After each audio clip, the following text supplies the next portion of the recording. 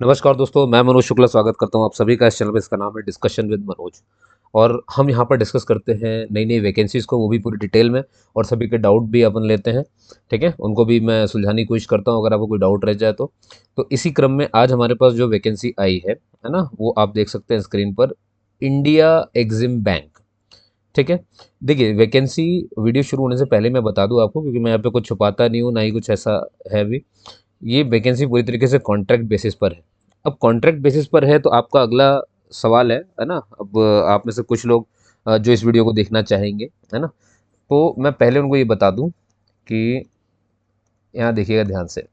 Contract basis है मतलब कितनी कॉन्ट्रैक्ट बेसिस, देखिए तो क्या होगा। जो आपका पीरियड ऑफ इंगेजमेंट है, मतलब कब तक आपको इस पे रहना है ना, मैं उस पर थोड़ी सी बात कर लेता हूँ। देखिए, तो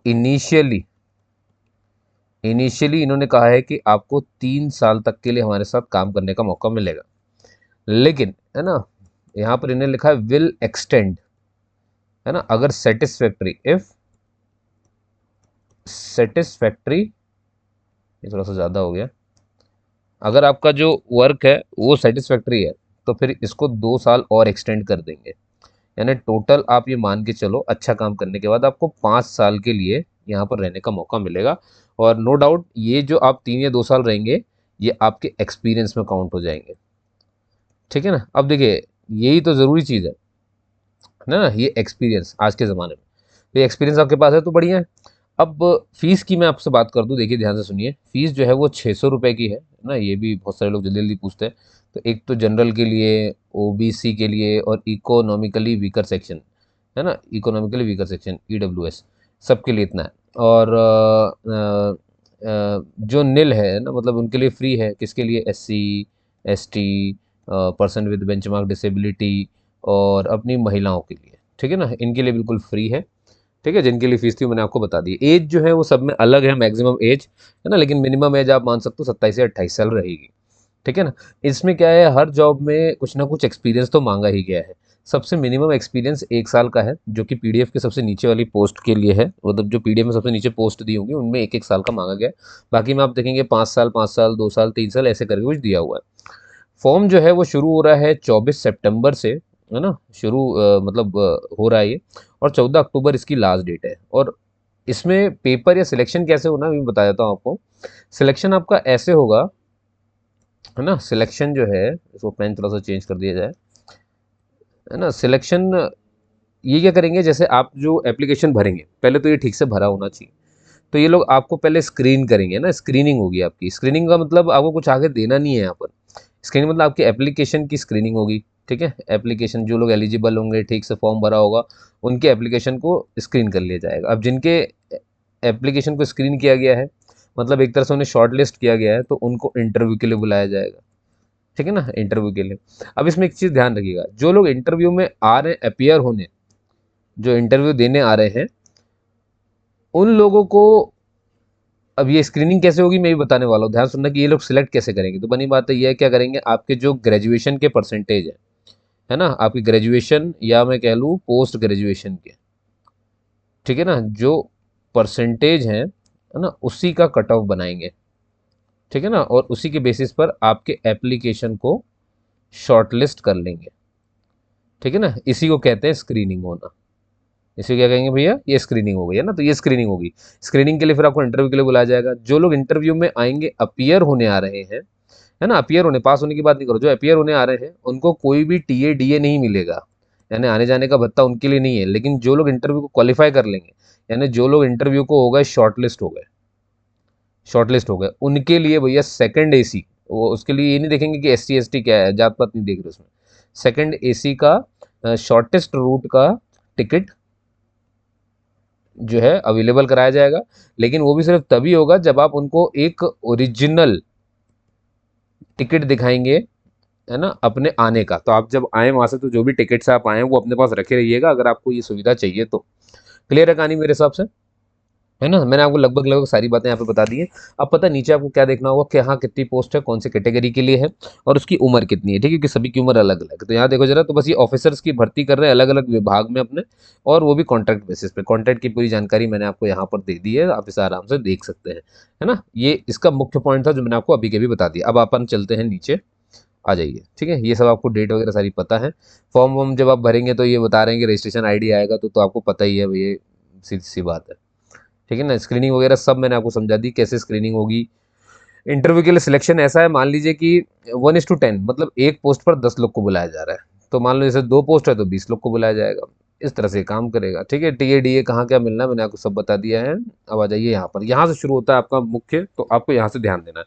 अब आप देखेंगे, आप यहाँ सबसे पहले देखना भैया, यहाँ तो ठीक है, क्या ये तो सबके पास हो जाता है, समझ में आता है, लेकिन एक्सपीरियंस इतना नहीं होता। अब यहाँ देख रहे हो 15 साल का एक्सपीरियंस मांग रहा है वो, एडमिनिस्ट्रेशन में, डिपार्टमेंट में। थोड़ा सा अच्छे से एक पोस्ट समझा रहा हूँ, बाकी आपको बस क्या करना है, ये अब आप खुद भी देख सकते हैं ना, तो मैं आपको जल्दी जल्दी समझाते जा रहा हूँ, चलो से। तो यहाँ आपको एक्सपीरियंस झाँका आपने, फिर आप देख सकते हैं कहाँ कहाँ एक्सपीरियंस मांगा गया है, ठीक है, वो आप थोड़ा सा देखेंगे।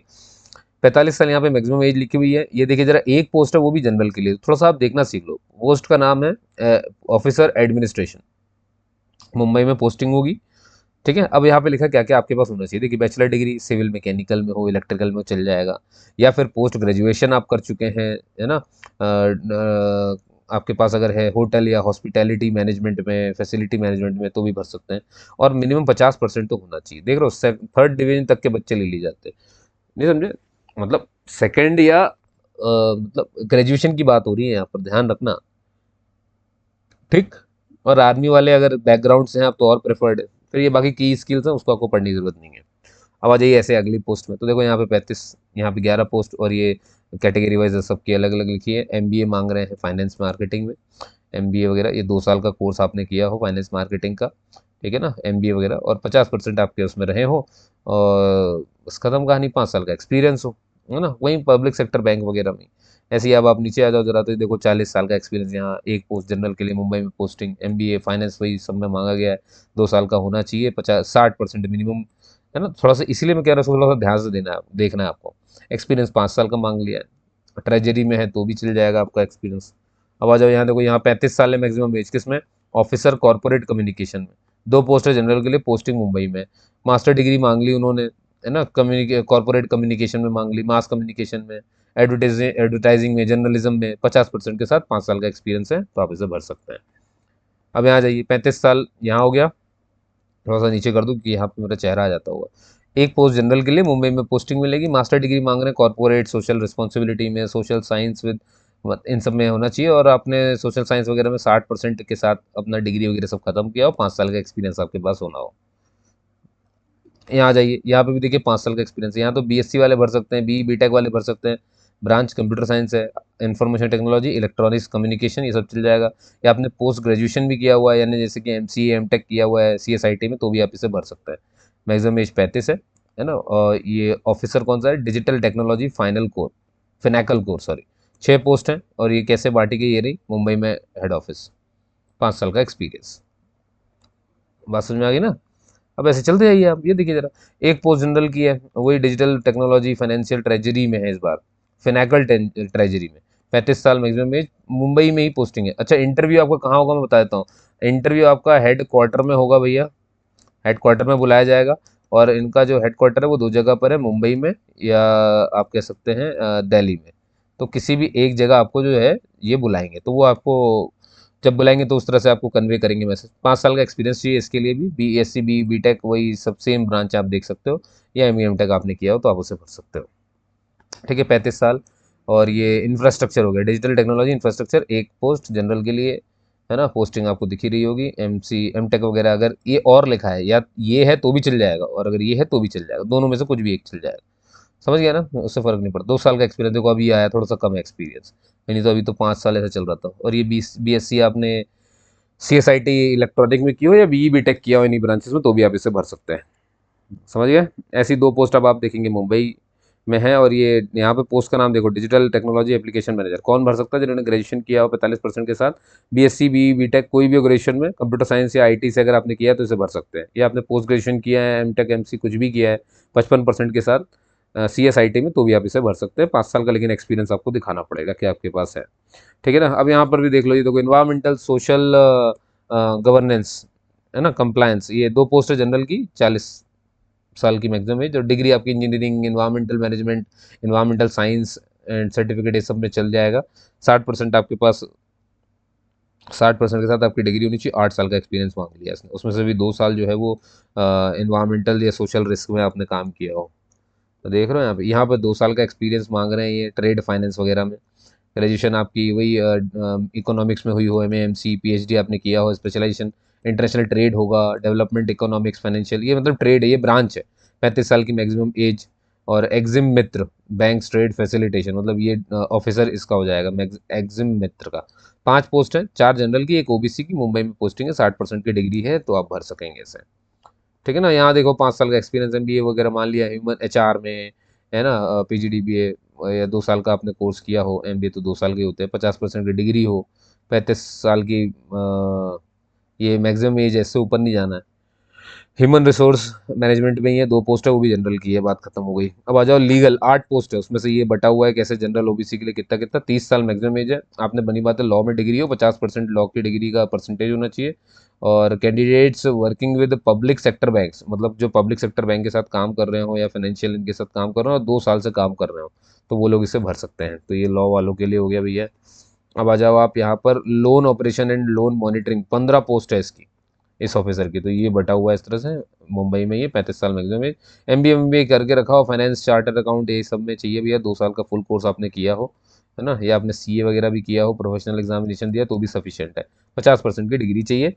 यहाँ पर आप देख लें 5 साल का एक्सपीरियंस मांगा है, तो लिखा ही है। यहाँ जाइए, यहाँ 2 साल का एक्सपीरियंस है, इस वाली पोस्ट के लिए ये है मार्केटिंग एडवाइजरी सर्विसेज, एक ही पोस्ट है, लेकिन 35 साल की मैक्सिमम है, एमबीए वगैरह करके रखा है अगर आपने, है ना।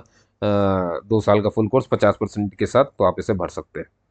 अब आ जाओ आप इसमें, ये 4 पोस्ट हैं, ये है प्रोजेक्ट मैनेजमेंट इंफ्रास्ट्रक्चर, तो 32 साल की मैक्सिमम है, बी टेक अगर आपने किया है 50% के साथ, तो भर सकते हो। देखो यहाँ कुछ रेलिवेंट नहीं लिखा है ना, और एक्सपीरियंस भी 5 साल का है, देखो लिखा भी है।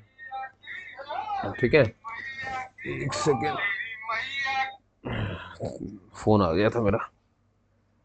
चलिए, और ये भैया देखो जरा, प्रोक्योरमेंट एक्सपर्ट, 65 साल मैक्सिमम एज है, तो भैया 20 साल का एक्सपीरियंस, इसको तो देखो ही मत आप, एक ही पोस्ट है, ये हमारे दादाजी लोग के लिए, है ना। नए लड़कों को यहाँ जॉब नहीं मिल रही है, इतना भर भर के एक्सपीरियंस लिख करके रख दिया है।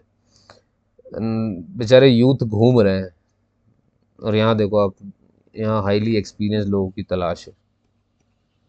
वैसे गलती भी क्या है, एक्सपीरियंस लोग नहीं होंगे तो चलेगी कैसे दुकान, है। सोचो जरा, अगर मुझे एक्सपीरियंस नहीं हो ये सब बताने का, तो कैसे काम चलेगा। ठीक है, तो अब आ जाइए, ये 35 साल की मैक्सिमम एज, 60% की डिग्री आपकी हो गई, है ना इसमें। और इसमें कहीं तो एक्सपीरियंस मांगा गया होगा, पर ये सब नहीं लिखा है। ठीक है, मुंबई का हेडक्वार्टर है, समझ में आ रहा है ना। मास्टर डिग्री से मांग ली, हिंदी इंग्लिश वगैरह में मांगी गई है। इसमें कहीं लिखा नहीं है क्या, रेलेवेंट एक्सपीरियंस तो लिखा है, लेकिन 1 साल का ही लिखा है, 1 year of post qualification experience मांगा गया है। ठीक है ना। तो ये ऑफिसर कौन सा है, अच्छा राजभाषा ऑफिसर है भैया, 2 पोस्ट है, जनरल की है। ठीक है, तो ये तो बन गई बात, मास्टर डिग्री है ना, तो किसी भी हिंदी में या इंग्लिश में आपने करके रखी हो। अब इसमें क्या होता है, नहीं जानते हो सब क्या लिखा है, इतना सारा ये एजुकेशन में, इसमें ये लिखा है कि अगर आपने एमबीए किया हिंदी में तो इंग्लिश एज कंपलसरी सब्जेक्ट हो, अगर आपने किया इंग्लिश में तो हिंदी एज कंपलसरी सब्जेक्ट हो, अगर आपने किसी और में किया है तो हिंदी या इंग्लिश में से कोई एक सब्जेक्ट हो, ऐसे करके लिखा हुआ है भैया, बहुत सारी चीज़ें लिख देते हैं।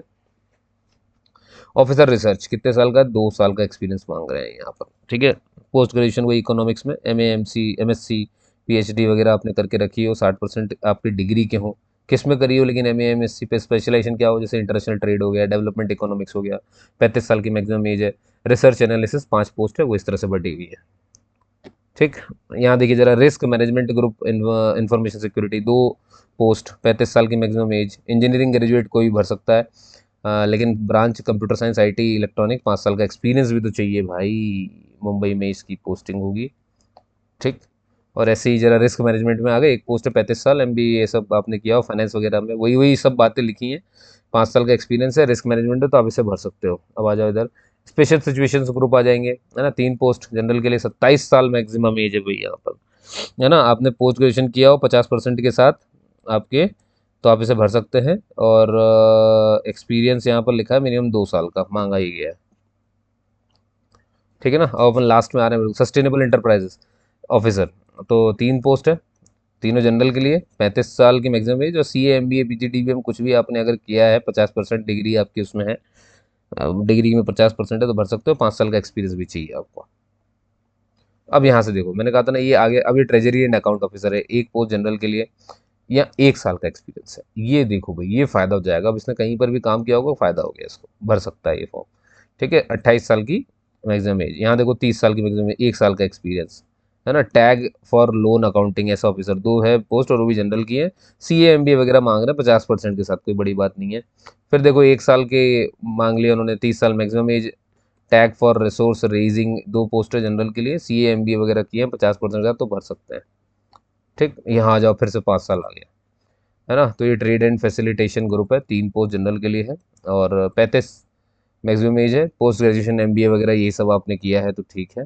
और ये फॉर्म यहाँ से ख़त्म हो जाता है भाइयों। ठीक है ना, ये वो कॉन्ट्रैक्ट बेसिस मैंने बता दिया, 3 साल के लिए रहेगा, और आपको 2 साल एक्सटेंड कर सकते हैं अगर आपने अच्छा काम किया तो। 600 रुपये की पोस्ट है। और शायद मैंने फ्री बता दिया था ना SC ST इनके लिए, नहीं, यहाँ पर 100 रुपये की फ़ीस है। मैं माफ़ी चाहूँगा अगर मैंने ऊपर ये कह दिया है तो, है ना। क्या होता है, ज़्यादातर एग्जाम में 99% एग्जाम्स में तो फ्री रहता है, नील रहता है, तो मुझे शायद धोखा हुआ इसको देखने में। करो, कोई बात नहीं है, इसीलिए PDF में हमेशा पूरी पढ़ता हूँ। मान लीजिए ऊपर अगर जानकारी थोड़ी बहुत भी गलत है तो वो पूरी PDF में कहीं ना कहीं दिख जाएगी। ठीक है दोस्तों, तो यहाँ पर ये फॉर्म पूरा खत्म होता है। देखिए पूरे 26 पन्ने थे, मैंने 26 के 26 पूरे पलटा दिए। आपको पता है, मैं आपको बताने से पहले एक एक शब्द पढ़ लेता हूँ, है ना। हाँ, कुछ एक आध चीज़ें, जैसे ये फीस वगैरह नंबर था दिमाग से निकल गया होगा, कोई बात नहीं। खैर, आपको कोई भी डाउट हो तो आप मुझसे यहाँ पे पूछ सकते हैं। आपने मुझे सुना उसके लिए बहुत बहुत धन्यवाद दोस्तों। मिलते हैं अगले किसी लेक्चर में, तब तक के लिए जय हिंद जय भारत, है ना। अगर आपके काम का है तो भरिए, लेकिन कोई टेंशन की बात नहीं है ना। अभी मैं और वीडियोस बना रहा हूँ फ्रेशर्स के लिए, उसमें भी बात करूंगा। ठीक है ना, एक PDF दिखी तो मैंने शेयर कर दिया है। इसको ऐसा इतना सोचने की जरूरत नहीं कि सर मेरे पास एक्सपीरियंस नहीं है, नहीं, कोई फर्क नहीं पड़ता। बहुत सारी ऐसी जॉब है जिनमें एक्सपीरियंस नहीं चाहिए। ठीक है, ठीक है, जाने दीजिए, ये वीडियो उनके काम का जिनके पास एक्सपीरियंस है, जॉब है और ढूंढ रहे हैं। हो सकता है स्विच करना चाहते हो सकता है कहीं प्राइवेट कर रहे हो, सरकारी में जाना चाहते हो, कोई दिक्कत नहीं है ना। लेकिन दिक्कत ये कि ये भी तो कॉन्ट्रैक्ट बेसिस पर है।